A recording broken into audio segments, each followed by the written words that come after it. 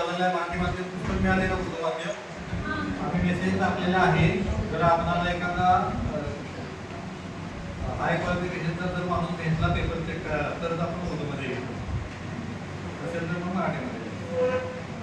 अजून ते घेतलं बाकीचे सगळे मराठी इंग्रजी माध्यमातून पेपर लिहायचे उद्या 50 मार्काचा पेपर होणार आहे.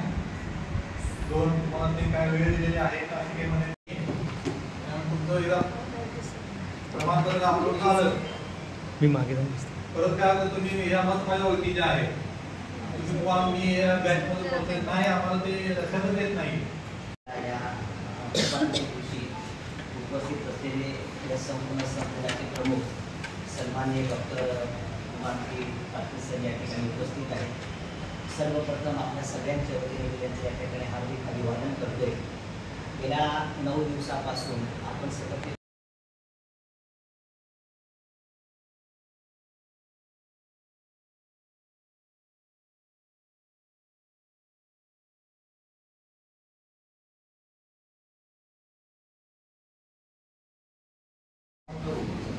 माझी अडचण होती पेपर चेक करायची सर. हमारी अड़चन ये क्या मुझे नहीं अच्छी मराठी नहीं लिख सकते लेकिन लिख सकते हैं ना.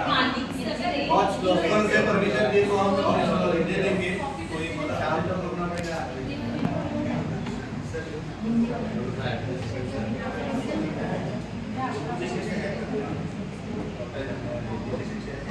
कॅनडा वाचन करू ते आपण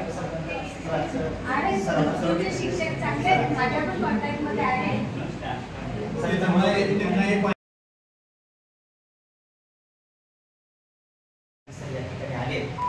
सुखाची आणि दुःखाची दोन्ही बातम्या अशा आहेत की गेल्या 9 दिवस 10 दिवसीय प्रशिक्षणात आपल्याला सहवास मान्य पाटील साहेबांचा लाभला. उत्कृष्ट नेतृत्व कसं असावं हे त्यांच्या व्यक्तिमत्वातून आपल्याला पाहायला मिळालं. पण दुर्दैव म्हणा आपलं की ते आपल्या ठाणे जिल्ह्याला सोडून आता मुंबई विभागात त्यांची बदली झालेली आहे. एक चांगलं व्यक्तिमत्व ठाणे जिल्ह्यातून जाणं म्हणजे आपल्या ठाणे जिल्ह्यामध्ये असलेली पोकळी निर्माण होणं. तर हीच एक बाब आपण ठरवूया. आणि सर आम्हाला 2 शब्द आपण एक संदेश असा देऊन जा की आम्हाला उर्वरित सेवा अतिशय चांगल्या प्रकारे करावी अशी तुमच्याकडून आम्हाला 2 शब्दाची अपेक्षा आहे. शुभेच्छा आपण द्याव्या. शुभेच्छा नाही एक उदाहरण सांगतो तुम्हाला पुढे देतो. नॅशनल इंटरनॅशनल सेमिनार असतात. कमीत कमी बोललं पाहिजे, कमीत कमी ऐकलं पाहिजेपेक्षा ज्यादा ऐकलं पाहिजे आणि त्याचं वर्डिंग डिकोडिंगमध्ये करता आलं पाहिजे. मग हा तासभर बोलायची सवय असेल तर सुद्धा आपण 2 मिनिटं बोलता आलं यासाठी तुम्हाला घेत जाणं. आपल्याकडे जयपूरला एक इंटरनॅशनल एक कमिटी आली होती की या जगामध्ये फार भूकवडी होत आहे. म्हणजे शासनाच्या योजना कशा असतात तर आपण काय घेतलं पाहिजे यासाठी सांगतो. आणि आंतरराष्ट्रीय अनेक तज्ञ जे लोक आहेत ते पेपर वाचत होते सगळे. आणि ह्या जगामध्ये एवढी भूकवडी आहे. 2 वेळचं मिळते, काही जणांना 1 वेळचं मिळते, काही जणांना अर्धा वेळचं मिळते, हे सगळं सांगतो. दुपारचा ब्रेक झाला आणि सगळी जेवायला बसतो. तर जेवणामध्ये 118 पदार्थ होते. किती 118 पदार्थ होते काउंटिंग केल्यानंतर. आणि 118 पदार्थ तरी काय झाले काही जण लोक इतके घेत होते. आपली पद्धत काय आहे, माझं बुकिंग एवढं आहे 10 पदार्थ घेऊ शकतो त्यातले 5 खाऊ शकतो माझी पद्धती असते. म्हणजे आपल्याला काय घ्यायचं आहे हे आपण ठरवलं. आता उद्देश काय आहे शासनाचा किंवा इंटरनॅशनल कमिटीचा उद्देश काय आहे की भूकमळी जगातली भूकमळी आहे हे काय म्हणून आपण कमी झाली पाहिजे किंवा आपल्याकडून जी मदत होते ती झाली पाहिजे. काय होतं इंटरनॅशनल सेमिनार आहे. उद्दिष्ट सफल झालं की त्याचं नाही का झालं नाही उद्दिष्ट सफल. त्यांच्याच कार्यक्रमामध्ये असे दुपारच्या ह्याच्यामध्ये जे चालले होते वाया चाललेलं अन्न म्हणजे सगळ्या शासनाच्या योजना आहेत ते चांगल्या उद्देशासाठी असतात तर ते राबवणारी यंत्रणा जी असते ती चुकीची असते. म्हणजे आपण पण यंत्रणेचा घटक आहोत. मूळ उद्देश काय आहे इनोव्हेशन म्हणजे नेमकं दुसरं काय नाही. आता इनोव्हेशन म्हणजे काय असं हॉटेलमध्ये आपण जेवायला गेल्यानंतर आपण बऱ्याच वेळ करून येतो.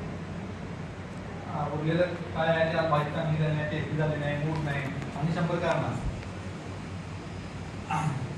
तेवढं तुम्ही नाही हॉटेलमध्ये काय आहे. आता नवीन सिस्टीम काय केली मुंबईमध्ये एक हॉटेल आहे अनेक हॉटेल आहे. काय करतात ते पार्सल बोलवतात. पार्सल बोलवल्यानंतर काय करतात स्वीट फ्रीमध्ये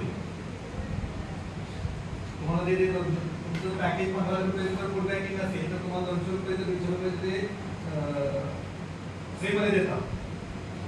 का देत असतील ते त्यांनी इनोव्हेशन काय राबवलेलं आहे ते वाया जाणारा अन्य जे आहे तिथं ते होऊ नये म्हणून काय काय काय हॉटेलमध्ये गेल्यानंतर परिपूर्ण जेवल्यानंतर त्याच्यामध्ये 10% लेस आहे म्हणजे कमी आहे. जर तुम्ही चकाचक तयार केलं तर 100% जे 1000 रुपये बिल जातं 900 रुपये घेतात. काय घेत असतील ते हेच इनोव्हेशन आहे. अनेक हॉटेलमध्ये गेल्यानंतर आपण सोडून देतो मला ते जेव्हा आता काय काय जे कार्यालय आहेत किंवा हॉटेल्स आहेत ते संध्याकाळी काय करतात हॉटेलमध्ये उरलेलं साहित्य ते पॅकिंग करतात आणि मग ह्या मुलांना वाटतं त्या मुलांना करतात. त्यालाच इनोव्हेशन. ही ज्यावेळी पहिल्यांदा कन्सेप्ट आली त्यावेळी ते इनोव्हेशन.